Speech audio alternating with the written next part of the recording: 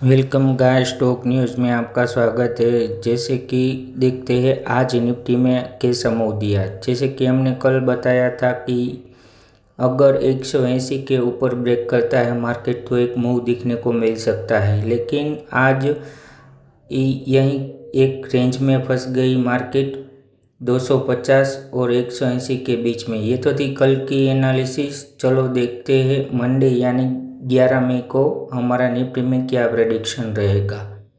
तो मार्केट अभी बायर बहुत एक्टिव है, तो मार्केट कल फ्लैट ओपन होता है और इस बॉक्स को एक जो कि अभी रजिस्टर बन रहा है 24,050 का, उसे ब्रेक करता है तो हम अप मूव प्लान करेंगे 24,400 का और 24,500 का। अगर मार्केट 24,250 के आसपास खुलती है और एक डाउन ट्रेड हमें दिखने को मिल सकता है जो कि 24,180, 24,063 और 24,000 का। अगर पॉसिबिलिटी है कि मार्केट 24,000 से एक थोड़ी देर वेट करे और ऊपर की तरफ हमें निकलती हुई मिले।